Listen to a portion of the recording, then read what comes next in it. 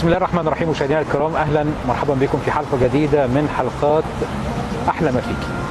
النهارده هنتكلم، ما زلنا في حوارنا عن الارشاد، هنتكلم عن الارشاد. المجال ممتع وشيق، لكن اكيد زي كل مجالات العمل برضه مش سهل، وله اسراره وله نجاحاته. الحديث مع المرشدين حديث مهم جدا، ان هم حلقه الوصل بيننا كمجتمع وبيننا كناس وبين السائح، سواء السائح الخارجي او حتى السائح الداخلي. وطبعا كل سائح بثقافته، بعاداته، بتقاليده، بدولته، بهدفه من السياحه، كل ده كله بيختلف. لكن يبقى دائما ان السياحه مصدر مهم جدا، مش بس للدخل القومي ولكن ايضا للتواصل البشري والانساني. ان انا اجيب سايح يعني موضوع مهم، لكن الاهم وده المكسب الحقيقي انه يجي لي مره ثانيه وثالثه ورابعه، ويجي معانا كمان تكرار الزياره. استاذه ايريني فهمي، المرشده السياحيه، اهلا بيك يا فندم. اهلا بحضرتك. اهلا بحضرتك. برضه نعرف الساده المشاهدين، هو المرشد السياحي ده بيعمل ايه؟ في البدايه كده حابه اقول ان المرشد السياحي ايه هو؟ المرشد ده بيكون يعني كواليفايد، بيكون مؤهل ان هو ينزل مع المجموعه السياحيه علشان يعرفهم تاريخ مصر، تاريخ البلد بتاعته. مش بس التاريخ، لكن احنا لما ابتدينا ان احنا ننزل ونكتسب خبره، لقينا ان المرشد بيشرح حاجات تانية خارج الحاجات اللي هو كمان دارسها. الحاجات اللي احنا دارسينها. هو طبق السلطه ده عباره عن ايه؟ بالظبط. هو هي الطحينه دي بتتعمل ازاي؟ بالظبط. لقيناه بيسال في كل حاجه، في الاكل، في العادات، في التقاليد، في الناس عايشه ازاي، الناس بتشتغل ازاي، الاقتصاد بتاع البلد، المواصلات. لقينا ان هو بيسال في كل حاجه تقريبا، بيكون عنده شغف ان هو يعرف كل حاجه في البلد عامله ازاي. لقينا ان ناس كتير قوي من الاجانب بيحبوا مصر جدا. في ناس كتير بتكون دارسه تاريخ مصر، بيكون كل حلمها ان هي مستنيه اليوم اللي تيجي تزور فيه مصر. فبيكون الرحله بتاعت مصر دي بالنسبه له مختلفه عن اي رحله تانية هو بيزورها هو في أي معتاد على العالم. التنقل والسفر والترحال يعني. بالظبط. ممكن يعني بيسافروا بلاد كتيره قوي، ممكن مثلا واحد تقابله وتلاقيه مسافر 56 دوله، بس بالنسبه له مصر دي مميزه جدا. ليه؟ بيحس سوري، بيحس ان مصر بلد مختلفه، بلد كبيره، تاريخ مختلف. الحضاره المصريه القديمه تاريخ مختلف. بيحس بتنوع في الحضارات، بيلاقي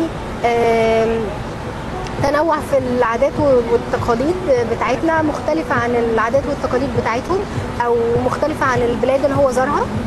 بيلاقي الناس هنا فريندلي جدا، بيستقبلوه بطريقه كويسه، بيستقبلوا السياح، بيحبوا ياخدوا معاهم صور. احنا يعني الشعب المصري فيه مميزات مش موجوده في اي شعب تاني في مستوى العالم على فكره. تمام. هل لما بييجوا اسكندريه بيبقى جاي قاصد اسكندريه، ولا هو بيبقى جاي في مقاصد اخرى وبالمره يشوف اسكندريه؟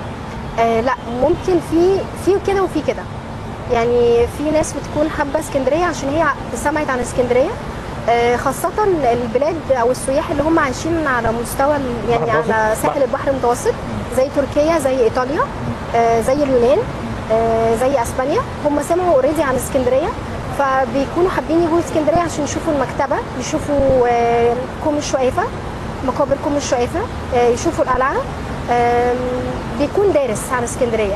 في ناس تانية ما بتكونش عارفه اسكندريه او سمعت عنها بس ما تعرفش اسكندريه فيها ايه. فبيكون على حسب السايح نفسه. لكن لما بيجوا بيحبوا اسكندريه جدا، بيتمنوا ان هم يقعدوا وقت اطول، بس للاسف بتكون يعني وقت رحلتهم خلص، فمش بيقدروا يقعدوا. لكن معدل البقاء في الاسكندريه بيبقى كام يوم تقريبا؟ في معظم الحالات يوم واحد. قليل قوي، قليل جدا للاسف. اسكندريه مش اخده حقها قوي في يعني عندي اسكندريه اللي هي الاماكن المعروفه، المقاصد المعروفه. يعني انا عندي اسكندريه كميه متاحف غير عاديه. يعني متحف المجوهرات، متحف اليوناني الروماني النهارده، والمتحف القومي، عندي متحف الاحياء المائيه، عندي القلعه، عندي اماكن كثيره عندي المقابر، عندي المكتبه كل ما فيها. المكتبه دي عايزه اسبوع كامله يعني حقيقي. بكل مقاصدها يعني. لكن ازاي تبقى اسكندريه يوم؟ اسكندريه للاسف يعني بتكون يوم. السائح بيخلي كل البرنامج السياحي يوم واحد، لكن انا اوديه رشيد واجيبه في يوم حقيقي. اوديه اطلعه المنطقه برج العرب، اعمل له سفاري هناك، وقعده عربيه ببربوعه عربيه، وممكن كمان ابيته ليله هناك. حقيقي. مشاوي بالجو اللطيف الظريف ده، يبقى انا عرفته الباديه، عرفته قلب المدينه، عرفته منطقه زراعيه اسمها رشيد وبرده ليها دور مهم قوي. بالظبط. تمام، يبقى انا كده. احنا عندنا في اسكندريه اماكن يعني للاسف هي بتقفل بدري، بس مؤخرا اتعمل مشروع اللي هو الصوت والضوء في القلعه، فده بيخلي السياح يقدروا ان هم يشوفوا حاجه تانية بالليل. احنا دلوقتي في الصيف، فالسائح بيجي بيحب ينزل البحر. طيب لو هو عايز يشوف اماكن اثريه، البحر ما عندوش الصبح. البحر الصبح، فهو ما عندوش وقت غير الصبح هيروح فيه البحر وهيروح فيه الاماكن الاثريه، فبيبقى الموضوع يعني في يوم بيبقى مين صعب اللي قوي. بيخطط يوم دي؟ الشركه؟ في الغالب الشركه، بس الشركات دلوقتي بقت بتدي اوبشن كتيره او اختيارات كتير للسائح ان هي تسيب له الموضوع مفتوح، هو اللي يختار. يحب يختار القاهره ولا يحب يختار البحر الاحمر، وهو السائح اللي بيحدد كام يوم. هل الفنادق لو اديت اسعار احسن وارخص، ولما تاخد عندي ليلتين هعمل لك تخفيض 25%، لما تاخد عندي 3 ليالي هدي لك أيوة. تخفيض 40%؟ ما هو كده كده الاوضه موجوده يعني بالظبط. هي في السيزون هي هتختلف بقى من ناحيه السيزون. لو في وقت الصيف زي كده هيكون الاشغال كبير، فبالتالي هيبقى موضوع الديسكاونت او التخفيض ان هو ياخد اوضه هيبقى صعب شويه. لكن في ايام الشتاء بتبقى الدنيا يعني ما فيهاش شغل كتير، فبيبقى الموضوع افضل. وكمان عندنا الساحل الاوروبي بيفضل مصر ان هو يجيها في وقت الشتاء. عندنا في الصيف هي بالنسبه له احر من عنده. بالظبط، يعني بيبقى الجو دافي شويه، عندنا شمس. جو مصر بيساعد ان السائح يجي خاصه في فصل الشتاء. عندنا في فصل الصيف السياح بقى نوعيه السائح بتختلف. السائح اللي بيحب البحر زي مثلا الالمان الانجليز بيروحوا البحر الاحمر. عندنا مثلا السائح اللي هم العرب بيجوا في اسكندريه، بتلاقيهم جايين في اسكندريه، في الساحل، في العلمين، في فتره الصيف. دايما لما بنتكلم عن السياحه على طول ذهننا يروح للاجانب، رغم ان السياحه المصريه دي حاجه مهمه قوي، ده اللي باقي لك حقيقي، وده اللي مش هيتعبك قوي، يعني لان نفس اللغه ونفس الثقافه ونفس العادات ونفس التقاليد. احنا ليه عيننا مش عليهم، على فكره السياحه الداخليه بشكل كبير. عندي كبار السن، الناس اللي ربما فوق المعاشات، محتاج يروح يقضي مكان ويبات ليله ويرجع، بس على قد البادجت بتاعه. وهم يعني مش اصحاب مشاكل، ده هم ناس كبيره في السن وهاديه، عايز بس حد ياخد باله منه، اكله كويسه نظيفه، سعر معين، يشوف منظر جديد ويروح هناك. احنا ليه مش مهتمين بالفئات دي؟ الطلبه ربما عايزه اكتف اكتر، عايزه نشاط، عايزه يتنطط، عايز يرقص، عايز يزعق، عايز بحر، يعني طبيعه السن. تمام. العرايس المتجوزين عايزين كل شهر كده او كل سنه 3 4 ايام، غالي قوي حتى بالمقارنه بالاجانب. احنا ليه مش واخدين بالنا كقطاع سياحه بالسياحه الداخليه المصريه؟ ده لما بتحصل اي مشكله ده اللي بيقوم النشاط، ده حقيقي، وده اللي بيعيش كل العاملين بالنشاط. ليه شايف السياحه الداخليه بس ان احنا او شايفينها انها مجرد حاجه نرتكز عليها ان يبقى عندنا ازمه؟ لا، ده هو ده الاساس. هي الدوله مؤخرا بقت بتعمل تخفيض للمصريين. يعني احنا دلوقتي لو عايزين نعمل جذب سياحي عموما لكل الجنسيات مش بس الاجانب، فالدوله مؤخرا عملت تخفيض لاسعار التذاكر للمصريين كبار السن اللي فوق ال60 سنه او المعاشات، بيدخلوا الاماكن السياحيه على مستوى الجمهوريه مجانا. ده في المتاحف، ده في المتاحف وكل الاماكن الاثريه. تمام، ده طول عمره موجود، ده فوق ال 60 سنه. تمام، ما عدا بس ايام الاجازات اللي هي تمام. لكن غير كده بيقدروا يروحوا، بيقدروا. لا، ده دور دوله عشان دي المتاحف تبع دوله، لكن انا بتكلم على قطاع السياحه نفسه. انتوا ليه مش واخدين بالكم من العنصر ده؟ يعني النهارده انا كصاحب فندق او صاحب موتيل او صاحب بنسيون، كبير السن ده مش هيعمل لي مشاكل في الاوضه، مش هيعمل حاجات كتير اللي ربما الناس بتشتكي منها يعني، ولا على حمام سباحه، ولا هيسبب مضايقه لحد. تمام. ده راجل كبير في السن هو وزوجته، محتاج يشم هوا، يتبسط له يوم يومين، يعني حقه. عشان كده في فنادق مختلفة، عندنا فنادق نجمتين، عندنا فنادق في وسط البلد تكون نجمتين بس، 3 نجوم، مش لازم 5 ستار، يعني مش لازم 5 نجوم. دي اسعارها بتكون مناسبة لكل كل الناس. لكن انتوا كجروبات، كشركات، كمتعاونين مع شركات، بس انا لسه هروح وارجع واعمل، انا عايز حد ياخدني باتوبيس ويوديني ويجيبني، ما اقعدش بقى انا اهم وهحاسب فين واعمل ايه يعني مجرد الوجود في جروب، ومش لازم جروبات كبيره 50، يعني النهارده في العربيات الصغيره اللي هي 14 ال 30 جروبات صغيره، يبقى في توافق يعني. هي معظم الشركات بتعتمد على الاجانب، لكن في شركات تانية بتبقى شغاله مصريين فقط. فده اللي بيخلي فيه فجوه. معظم الشركات بتكون عايزه يعني جذب سياحي مختلف من نوعيات مختلفه، لكن المصريين يعني للاسف فعلا يعني مفيش كتير. تمام. رحتي رشيد؟ طبعا. محتاجه ايه رشيد؟ رشيد محتاجه اهتمام اكتر.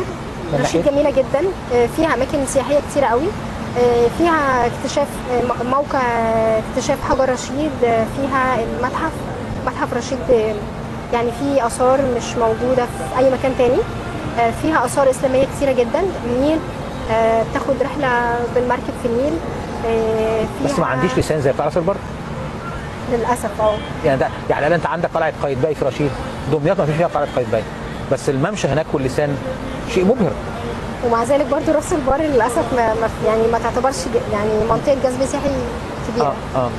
مش معروفه او مش محطوطه على خريطه السياحيه. هي عشان الناس يمكن بتروح دمياط عشان العفش، فبيضطروا يباتوا ليلتين، فيروحوا يباتوا في راس البر بالزبط. عشان ارخص، وثاني يوم يستكملوا البحث عن العفش والمفروشات يعني. لكن اسكندريه رشيد فعلا مدينه جميله. الاجانب لما بيجوا كمان بيكتشفوا بقى حاجات ثانيه مختلفه في اسكندريه، مش بس الاماكن اللي هو كان جاي يعرفها زي المكتبه، زي الكاتاكومب الشقافه، زي عمود السواري، زي القلعه. بيكتشف بقى حاجات ثانيه ما كانش عارفها. بيكتشف ان كان في اكبر متحف عندنا اللي هو المتحف اليوناني الروماني، ده موجود. بيكتشف متحف المجوهرات. بيكتشف ان دي ممكن يقضي فيها يوم ممتع جدا، وفيها كمان جواها فنادق، فممكن يقيم في الفنادق دي ويستمتع باسكندريه اكتر. بيكتشف في متحف فنون جميله قوي في اسكندريه. متحف فنون جميله ما اعرفش يعني نفسي يتحط على الخريطه، لان ربما بعض الناس يبقى ده ممكن يتعمل يعني. في بعض اكيد عندهم برضو مواهب فنيه وتقول له عندي فنون، عندي لوحات اصليه لفلان الفلاني فعلا هينبهر يعني. روعه. ده لوحده ده يوم حقيقي. والمكتبه لوحدها يوم برضه. المكتبه بالمتاحف اللي فيها. كمان السائح لما بيجي بيكتشف بقى، احنا بنتكلموا عن الاماكن الثانيه اللي موجوده حوالين اسكندريه زي رشيد، زي العلمين. العلمين دلوقتي بقت مدينه عالميه، فيها يعني مقابر الحرب العالميه الثانيه، مقابر الطليان، الالمان، الكومنولث. فيها كمان المتحف الحربي، ده اهم متحف على فكره على مستوى العالم، بيضم كل الحاجات اللي لقوها من ايام الحرب العالميه. السائح بيحب يزور الحاجات دي، وفي سياح ما بيكونش عندهم يعني خلفيه بالموضوع ده. ده لو هنتكلم من الناحيه الاثريه والتاريخيه. من الناحيه الترفيهيه، في شواطئ، في فنادق. دلوقتي العلمين بقت مجهزه فيها حفلات لاكبر المغنيين في مصر وبره مصر، حفلات بالليل. اني فاهم الحقيقه سعداء جدا بهذا اللقاء، وهنقول لشركات السياحه اللي ربما بعضها يكون في القاهره يعني مش في اسكندريه وبتستخدم سياحه.